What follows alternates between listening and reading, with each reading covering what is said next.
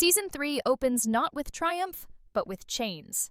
Dwight Manfredi, once the self-assured Tulsa King carving out his empire in the heart of Oklahoma, now finds himself shackled by forces far more dangerous than rival gangsters. The FBI holds him in their grip, and at the center of it all is Special Agent Muso, a man who isn't satisfied with just investigating Dwight. He wants to own him. Their first tense encounter sets the tone for everything that follows. Muso presents himself as calm and controlled, a man who knows exactly how to twist the knife without spilling a drop of blood. He reassures Dwight that Margaret is safe, that his loved ones won't be harmed, but then he turns the conversation sharp and personal. He brings up Ripple, the informant Dwight killed long ago, a man Muso had groomed to bring down the Anani family. To Muso, Ripple wasn't just an asset, he was the key to a years-long case, and Dwight snuffed it out with one bullet. That wound has never healed, and now Muso intends to collect. He doesn't stop there. He accuses Dwight of corrupting everyone around him in Tulsa: Bod, Tyson, Mitch, Grace, ordinary people who might have lived quiet lives if not for Dwight's influence. He calls out the gang wars, the murders of Chicky and Ming, the trail of blood Dwight has left behind. Each word is a reminder that Muso knows everything, and more importantly, he has the power to destroy not just Dwight, but everyone he cares about. The rules are simple now. Whenever Muso calls, Dwight must answer. If he refuses, his friends and family will pay the price. It's not a deal, it's a leash. Dwight is no longer his own man, he's a pawn in Muso's game. When Dwight is finally released, he doesn't walk out a free man. He walks out with invisible chains around his neck. Bigfoot greets him as if nothing has happened, oblivious to the storm Dwight has just endured. But one look at Dwight tells the truth. His face is rough, his body worn, his clothes disheveled. This isn't the sharp, composed Dwight we last saw at the end of Season 2. This is a man who has been kept in a cage, broken down, and sent back into the world under someone else's command. The weight of it shows in his silence, in the way he looks at his surroundings like a stranger in his own city. His first stop is Margaret's, but instead of a reunion, it's a farewell. He explains enough for her to understand that being near him is no longer safe, that the FBI has him under their thumb and will not hesitate to use her as leverage. It's a heartbreaking moment, not dramatic or loud, but heavy with the finality of Dwight cutting ties to protect her. For Margaret, it's confusion and sadness. For Dwight, it's sacrifice, the kind he's made before and the kind he'll keep making as long as Muso pulls the strings. But the threats don't end with Muso. Soon after, Dwight receives a chilling message from Rye, a figure who operates in the shadows of the New York underworld. The message is simple yet terrifying. His grandchildren's safety depends on a meeting. Rye uses Goody as the bridge, and the offer on the table is everything Dwight was once denied. His own crime family, his own turf back in New York. For many men, it would be irresistible. For Dwight, it's a trap disguised as a gift. He has Tulsa now, and he's not willing to trade it for old promises. He refuses, standing firm in his belief that after losing 25 years in prison, he owes nothing to anyone. Rye doesn't take the rejection well. Insulted, he makes it clear that this is not the end of their conversation. The camera lingers on Rye as he watches Dwight walk away, his expression one of cold calculation, the kind of look that says, "This insult will not be forgotten." As if the chains of Muso and the threats of Rye weren't enough, another storm brews closer to home. Mitch, steady as always, sees opportunity where others see danger. While managing Car City with Fred, he reconnects with Cleo Montague, an old flame, and learns her father Theo is desperate to sell his distillery. But there's a problem. Jeremiah Dunmier, a ruthless gangster with a reputation for violence, is already circling. Jeremiah doesn't negotiate, he intimidates. He doesn't ask, he takes. Mitch believes Dwight can step in, buy the distillery, and turn it into a win for both him and Cleo. But Dwight is cautious. He knows walking into Jeremiah's world means walking into another war, and with Muso breathing down his neck, his room to maneuver is shrinking by the day. At the Montague estate sale, Dwight makes his move. He approaches Theo directly, trying to strike a deal. Theo is hesitant, his fear of Jeremiah outweighing his trust in Dwight's offer. To make matters worse, Jeremiah's son Cole is there, watching closely, his eyes sharp and suspicious. The entire conversation feels like a powder keg waiting to ignite. Dwight later admits to Goody that getting Theo to sign over the distillery will be nearly impossible. Jeremiah already has his hooks deep in him. Still, Dwight isn't one to back down. He knows an opportunity when he sees one, and he also knows Jeremiah isn't invincible. Meanwhile, cracks begin to show within Dwight's own crew. Bod, restless and frustrated at still being treated like an errand boy, makes a costly mistake. On a money drop with Tyson and Grace, he accidentally brings his comic books instead of cash. The blunder angers everyone and nearly costs them their lives. The Casey gang detains Tyson and Grace, forcing Bod to scramble back to Tulsa to retrieve the real money. But instead of calmly correcting his mistake, Bod loses control. His rage boils over when he confronts the thug responsible for Jimmy's death, and in a blind fury, he beats the man down. He still delivers the money, but his reckless outburst risks igniting another war. Bill, furious, complains to Dwight, but Dwight surprisingly defends Bod, saying he deserved to vent. Yet the truth is clear. Bod's anger is a ticking time bomb, and the next explosion could take everyone down with him. By the closing moments of the episode, the lines are drawn. Dwight and Mitch offer Theo a better deal than Jeremiah, one that promises security and a future for his family.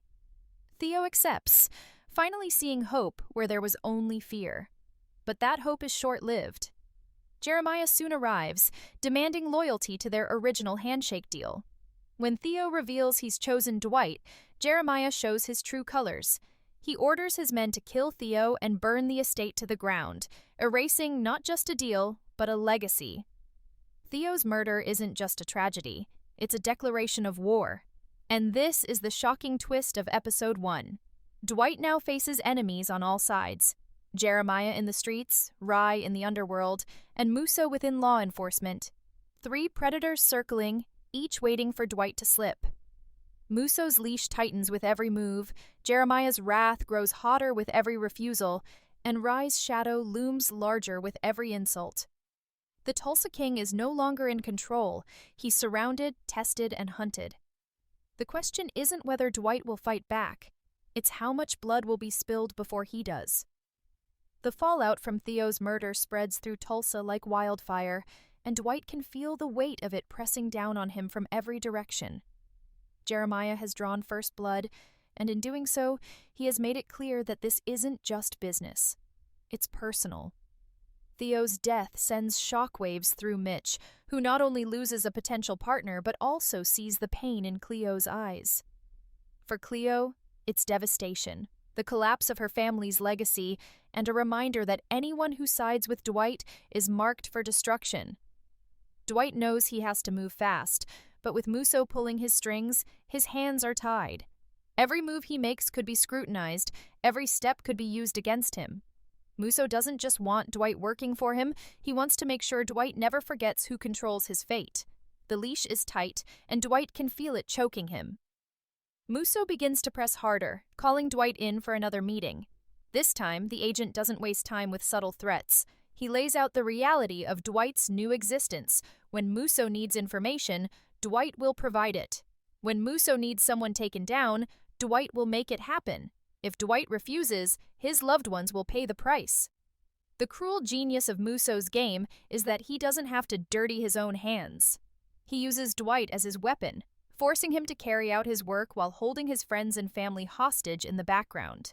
Dwight has fought rival gangsters. He has stood up to powerful crime families, but facing the full power of the FBI through a man like Muso is unlike anything he's ever known. It's not a war he can win with bullets and muscle. It's a war of control, of survival, of endurance. Meanwhile, the streets of Tulsa grow more dangerous by the day. Jeremiah, emboldened by Theo's execution, begins tightening his grip on the city. His men move in, not just with intimidation but with brutality, making sure everyone knows that siding with Dwight carries a death sentence. Cole, Jeremiah's son, is at the forefront, a cold and ruthless enforcer who takes pleasure in spreading fear. He isn't just following orders, he's eager to prove himself worthy of his father's empire. Dwight recognizes the threat immediately. Cole isn't just another thug, he's a predator in his own right, someone who will stop at nothing to carve out a name for himself in blood. For Dwight, this means war is inevitable. But with Muso's leash wrapped tightly around his neck, he can't move as freely as he once did. One wrong step could bring the FBI down on him, even as Jeremiah's men circle closer. The tension within Dwight's crew also begins to simmer. Bod, still shaken from his reckless outburst, refuses to see the danger of his actions. He believes he's finally stepped into manhood, finally taken justice into his own hands, but what he doesn't realize is that his rage is painting a target on all of them. Tyson, once loyal and eager, begins questioning if being around Dwight is worth the constant risk. Grace, who has already been dragged deeper into the chaos than she ever wanted, starts to pull away emotionally, unable to keep justifying the blood and the violence. Dwight can sense the fractures forming, the quiet doubts, the subtle distance growing between them. For a man who prides himself on loyalty and family, it's a bitter pill to swallow. He knows he can't afford division now, not with Jeremiah and Muso circling, but holding the crew together may prove harder than holding off his enemies. And then there's R.Y. The man doesn't simply vanish after Dwight's refusal. He lingers like a shadow, his presence felt even when unseen. Rye is a different kind of enemy, one who doesn't roar or threaten in the open. He waits, he watches, he schemes. His promise of power wasn't an offer, it was a test, and Dwight failed it by walking away. Now, Rye begins to move behind the scenes, spreading whispers in New York, stirring up old grudges, and planting seeds of rebellion that could one day sprout into a storm against Dwight. For Dwight, this is perhaps the most dangerous enemy of all, not the FBI agent who pulls his leash, not the gangster who burns estates, but the silent operator who waits for the perfect moment to strike. As these threats close in, Dwight begins to realize the terrible truth. He is no longer playing the role of king. He is playing the role of survivor. Every decision is a trap, every ally a potential weakness, every enemy a reminder that he is surrounded. Muso can crush him legally, Jeremiah can crush him violently, and Rye can crush him strategically. Each man represents a different battlefield, and Dwight is expected to fight on all fronts at once. For the first time since stepping foot in Tulsa, Dwight feels the walls closing in. But if there's one thing Dwight Manfredi has always had, it's resilience. He may be on Muso's leash, but that doesn't mean he won't look for cracks in the chain. He may be outnumbered by Jeremiah, but that doesn't mean he won't strike back when the moment is right. And he may have walked away from Rye's offer, but deep down, he knows that refusing a man like Rye doesn't end the conversation. It only makes it more dangerous. As Episode 1 barrels forward, it becomes clear that Dwight isn't just facing one enemy, he's facing 3 predators closing in from every direction. The shocking twist isn't just Theo's murder. It's the realization that Dwight's empire, his freedom, and even his family's safety now hang by a thread. The streets of Tulsa have never been bloodier, and Dwight has never been more vulnerable. The leash of Muso, the wrath of Jeremiah, the shadow of Rye, all of it converges into one terrifying truth. Dwight is no longer the hunter. He is the hunted. And unless he finds a way to turn the tables, Season 3 will not be about his rise. It will be about his survival. The tension in Tulsa doesn't just simmer, it erupts, spilling into every corner of Dwight's fragile empire. Jeremiah's ruthless execution of Theo has rattled the city to its core, leaving a vacuum where respect and order once stood. People who once trusted Dwight now hesitate, whispering that maybe the king has lost his crown. After all, if Dwight can't protect someone like Theo, what chance does anyone else have? Mitch feels the sting of those whispers more than most. He hides his grief behind his usual calm, but Cleo sees through it. She wants blood, and she wants it now. Dwight tries to stall her, promising that revenge against Jeremiah must be calculated, not reckless, but Cleo doesn't want calculations. She wants justice. For the first time, Dwight sees cracks in Mitch's loyalty. The man who once followed without question now wavers between Dwight's logic and Cleo's rage. That uncertainty, more than Jeremiah's violence, unsettles Dwight. If Mitch falters, the foundation of his whole operation falters with him.